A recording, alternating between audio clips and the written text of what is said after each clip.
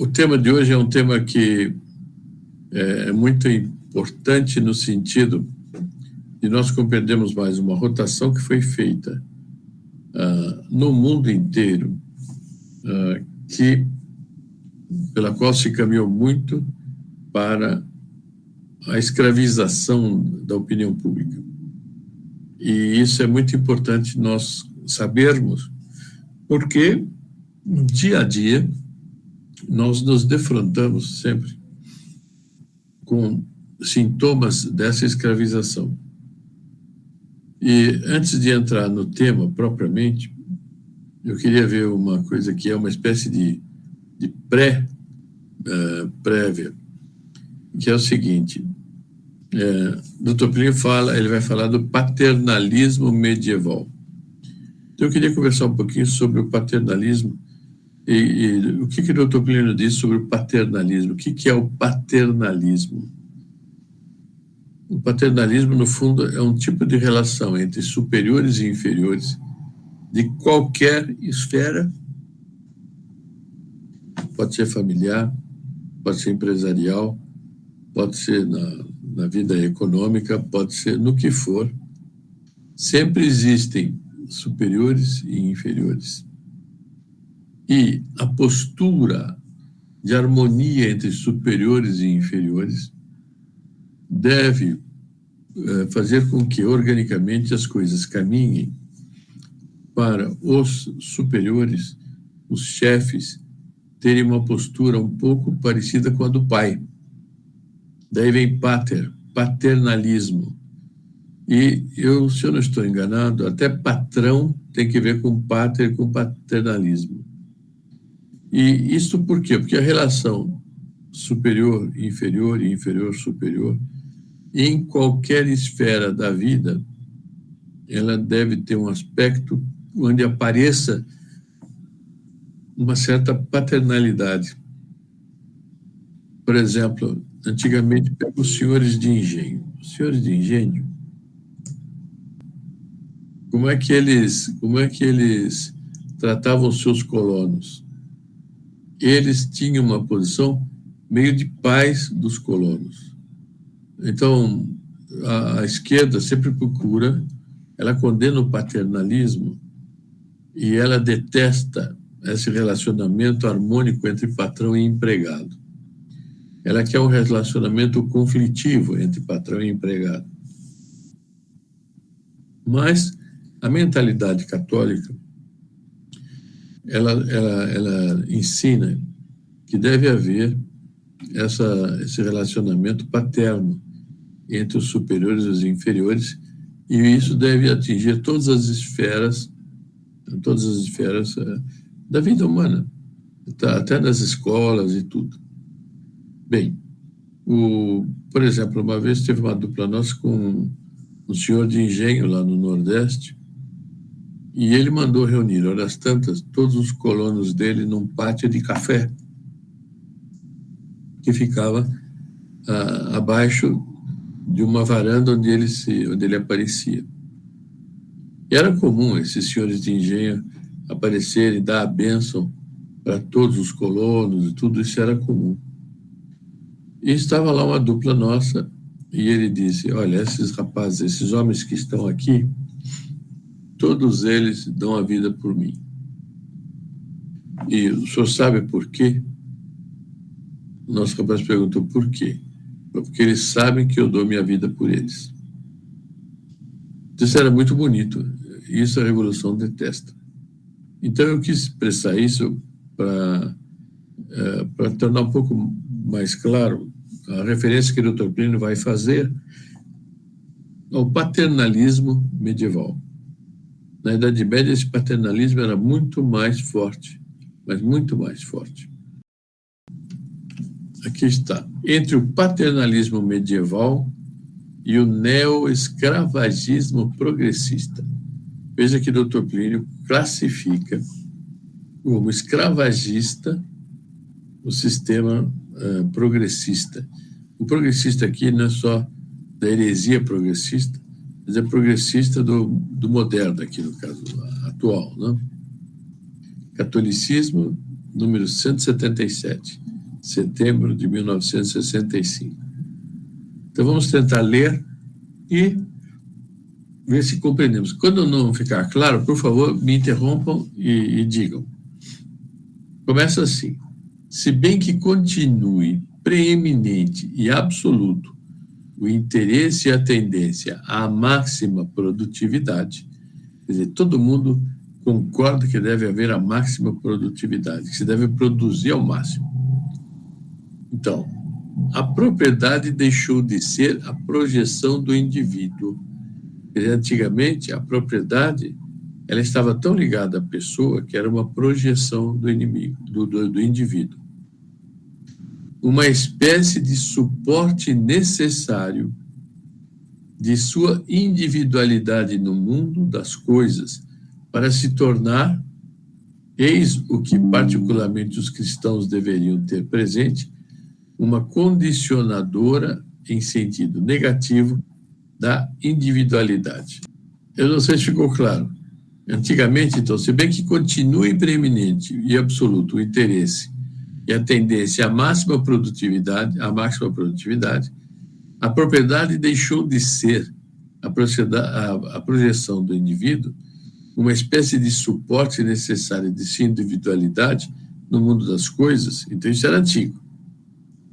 Então, a pessoa tinha uma propriedade, aquilo era uma espécie de moldura para ele. Ele se refletia naquilo que ele tinha, de algum modo, né? E variava de acordo com as possibilidades de cada um, com as capacidades de cada um, etc. Então, bem, isso mudou para se tornar, eis o que particularmente os cristãos deveriam ter presente, quer dizer, os católicos deveriam ter presente isso, que a propriedade deixou de ser uma moldura do indivíduo, uma projeção, para ser uma condicionadora em sentido negativo da individualidade. Quer dizer, ela criou condições para que a pessoa se tornasse alheio à comunidade. Isso que foi feito. Então, a pessoa que tem propriedade, ela tem um sentido negativo por onde ela extrapola da comunidade. Não é o que todo mundo quer, etc. Todo mundo devia ser de um determinado jeito, etc. Então, a propriedade hoje, ela condiciona, quer dizer, ela cria uma condição que obriga a pessoa a não levar tão a sério a individualidade dela. Tem que ser meio comunitária. Bom, aqui tem uma gravura que depois vai ficar mais clara. É o sistema medieval, são as corporações de ofício. Então, as corporações de ofício eram, conforme a atividade profissional da pessoa, ela estava ligada a uma corporação. Então, aqui é o barbeiro, esse é a esquerda. Esse aqui está aparando qualquer coisa no cliente dele, e um pouco atrás lá está um que está lavando o cabelo para ajeitar, enfim, fazer uma espécie de revisão do cabelo e barba, etc. Do lado de cá, do lado direito, tem um outro que parece que fabrica jarros, fabrica canecas, fabrica, enfim, recipientes para líquidos.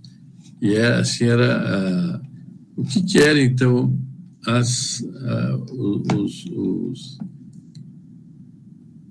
no seu grau de ofício, me esqueci. Eram umas associações, essas organizações, que reuniam as pessoas pelo tipo de profissão que elas tinham. E elas ali se articulavam, se arranjavam, mas debaixo dos princípios católicos, né? Bem, continua. Pode-se, de fato, afirmar, como o fizeram autorizados juristas de inspiração certamente não anticristã, portanto, que era comum juristas atuais de formação anticristã, mas outros que afirmaram, eles disseram que hoje não é mais o proprietário que possui a propriedade, mas, pelo contrário, a propriedade é que possui o proprietário. Porque ele está, de tal maneira, submetido ao Estado em função da propriedade, que a propriedade mais é dona dele do que ele é dono da propriedade. Quem professa essa estranha opinião reduz o homem não mais a assalariado, nem mesmo a escravo de outro homem, mas a escravo de um sistema de produção burocrático e mecânico, dotado de um poder análogo ao poder do dono sobre a coisa. Quer dizer, aqui no fundo está dizendo o seguinte, que o sistema, para ter uma propriedade, as regras que a pessoa precisa submeter para ela gerir uma propriedade e tudo isso, ela, no fundo, ela obedece a um sistema que, no caso ele diz aí, o sistema que estabeleceu essa maneira de usar a propriedade, que, na realidade, o sistema tem um poder parecido com o poder do dono sobre a coisa. Consideremos o campo do direito penal.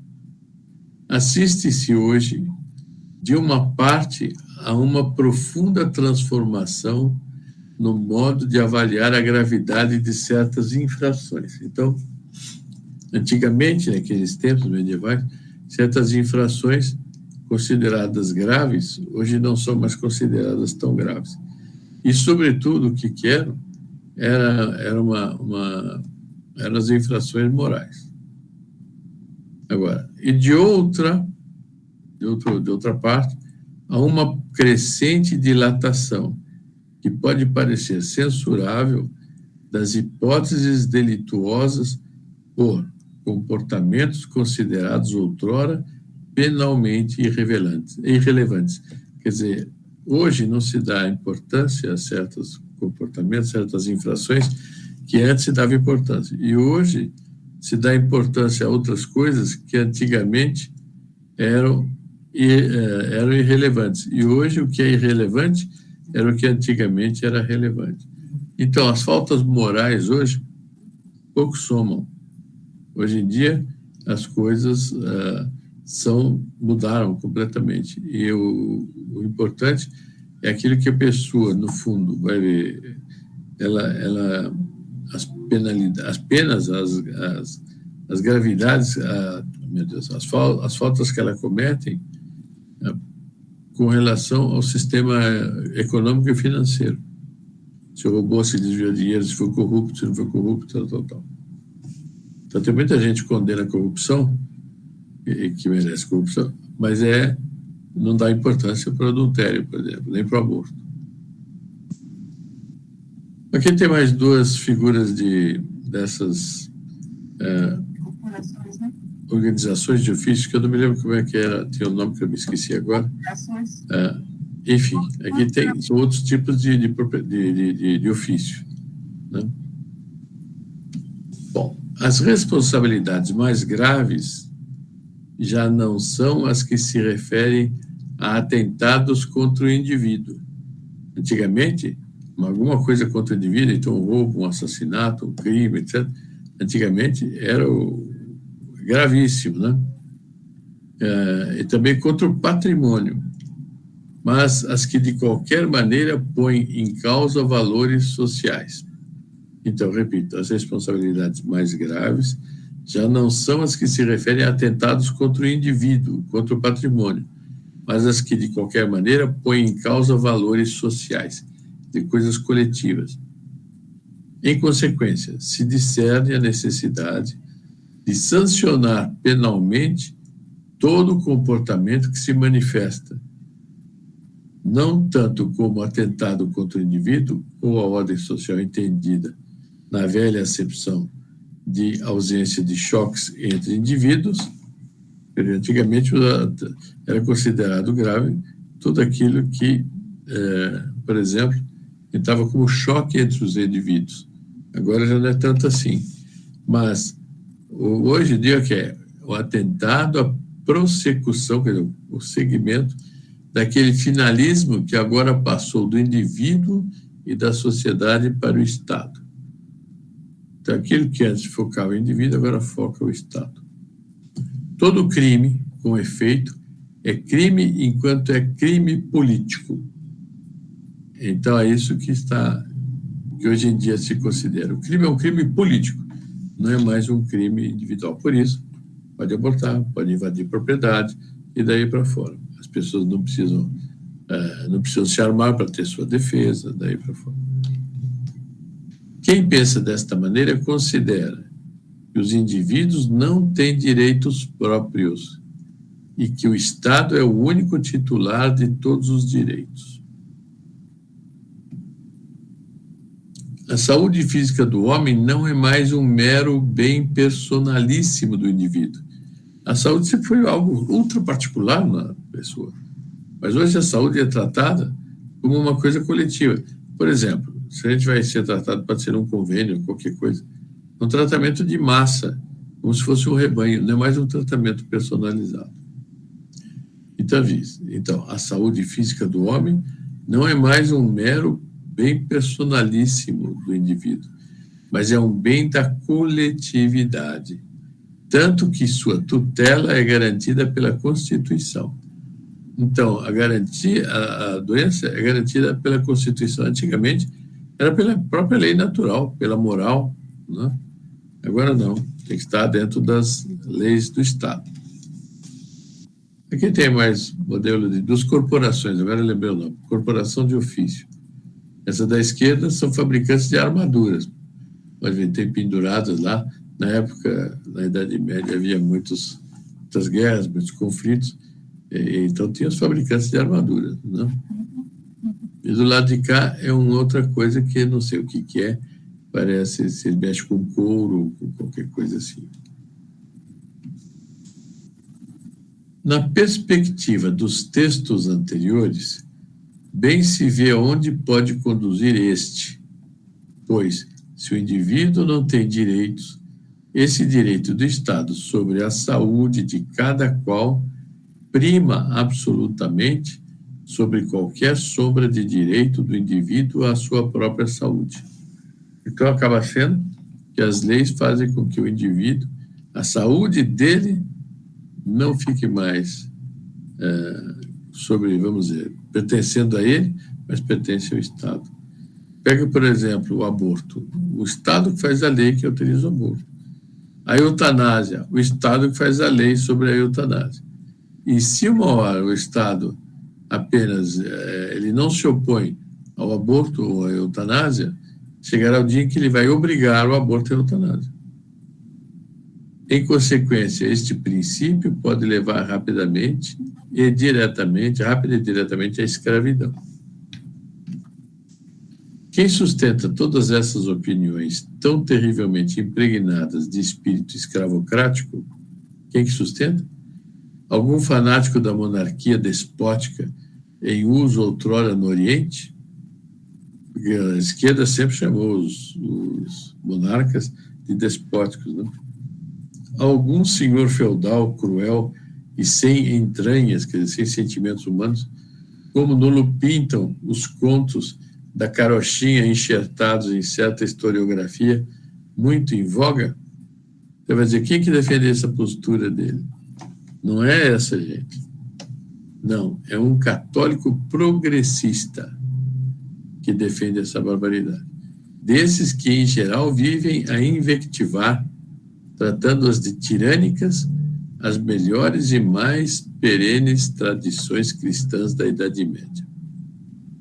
Então, esse que vive atacando essas perenes tradições da Idade Média é o senhor Jean Paulo Meucci, ou Meucci, não sei, magistrado e assistente de Direito Constitucional na Universidade de Florença, que colabora em jornais e revistas como Il Popolo, l'Italia e Testimonianze. O professor Meucci escreveu o capítulo Verso lo Stato di Domani, em direção ao Estado de amanhã, no contestadíssimo livro Il Dialogo alla Prova, então a cura de Mario Gozzini, Mesoséculo, Valecchi, Editore, Florença, no qual colaboram católicos e comunistas italianos. Então, essa teoria que nós lemos antes esse homem que escreveu, pôs num livro, pelo que eu entendi isto, e tem essa teoria. E, no entanto, ele é católico progressista. Portanto, grosso modo, é um comunista. Bom, aqui tem uma cena da uma cidade medieval e tem aí várias funções. As pessoas que estão aí estão vivendo a vida social e cada um tem sua função. Então, tem gente que lida com uma coisa, gente que lida com outra, tem de tudo aí misturado. E a visão pode não ser muito boa, mas lá bem no meio do quadro, lá em cima, tem o pessoal arrumando telhado, seriam os construtores. Depois tem algum ferrando cavalo, terá algum fazendo pão, terá algum comércio de tudo quanto é jeito. Mas disso tudo, naquela época, era regido pelo sistema patriarcal. Continua. Assim, tantos e tantos progressistas, clamando contra o que denominam de paternalismo medieval, considerado por eles um regime incompatível com a dignidade humana, acabam por levar sua idolatria do Estado a ponto de pleitear o restabelecimento da escravidão típica dos povos anteriores a nosso Senhor Jesus Cristo. Quer dizer, a Idade Média humanizou enormemente e impregnou de espírito sobrenatural, de fé, o convívio humano nas relações patrões e empregados. A gente que quer levar as coisas tão longe que querem restabelecer, no fundo, uma escravidão que é típica dos povos anteriores a nosso Senhor Jesus Cristo. Quanto a esse paternalismo na Idade Média, eis o que diz Leão XIII, no que toca aos trabalhadores da indústria e do comércio. É interessante isto, porque ele tem algumas coisas boas, Leão XIII também fez coisas não boas, mas aqui são princípios bons e que o Dr. Plínio aproveita para jogar contra os esquerdistas. Diz Leão XIII, os nossos antepassados experimentaram por muito tempo a benéfica influência destas associações, que são as corporações operárias, cooperações de ofício. Ao mesmo tempo que os artesãos encontravam nelas inapreciáveis vantagens, as artes receberam delas novo lustre e nova vida, como o proclama a grande quantidade de monumentos. Quer dizer, foi por causa dessas corporações que as artes receberam nova vida. Lustre aqui é brilho, né? Sendo hoje mais cultas as gerações, isso que Leão XIII escreveu no final do século XIX, mais ou menos, Belle Époque. Então, sendo hoje mais cultas as gerações, mais polidos os costumes, mais numerosas as exigências da vida cotidiana, é fora de dúvida que não se podia deixar de adaptar as associações a estas novas condições. Quer dizer, era preciso não revolucionar e mudar a relação conforme nós vimos, mas era preciso adaptar aquelas, no fundo, aprimorar as relações das corporações de ofício. Assim, com prazer vemos irem se formando por toda parte sociedades deste gênero, quer compostas só de operários, quer mistas, reunindo ao mesmo tempo operários e patrões. É para desejar que ampliem a sua ação, conquanto nos tenhamos ocupado delas mais de uma vez, queremos expor aqui a sua oportunidade e o seu direito de existir e indicar como devem organizar-se e qual deve ser o seu programa de ação. Quer dizer, para manter uma coisa inteiramente católica. O clero devia velar que esse relacionamento das corporações se projetasse para os dias em que ele escreveu a encíclica. Como se vê, diz o Dr. Plínio, o grande pontífice considerava deverem as corporações medievais permanecer até nossos dias, feitas embora as necessárias modificações. Sentimos-nos muito melhor na companhia do grande Papa no elogio a esses organismos medievais, garantia dos direitos dos patrões e dos empregados, do que na sequela dos advogados neo-escravagistas do estatismo contemporâneo. Quer dizer, naquele sistema medieval, havia mais, se garantia mais os direitos de patrões e empregados. No sistema moderno, todos perdem seus direitos, no fundo é isto. Aqui está um ambiente, enfim, medieval, as pessoas cuidando das coisas, eles fazem comércio, são produtores que vêm vender na cidade, então tem suas lojinhas, então, e tem os que vendem víveres, tem os que vendem tecidos, tem os que trazem baldes, não sei o que vem desses baldes aí, talvez leite, não sei, tem outros que vendem queijo, outros vendem... Era uma coisa muito orgânica, né? Muito orgânica. E, mais uma vez, o Dr. Plínio nos ensina a ver a realidade como ele a via. E ele deseja comunicar a nós, para nós compreendermos bem como vai ser o reino de Maria.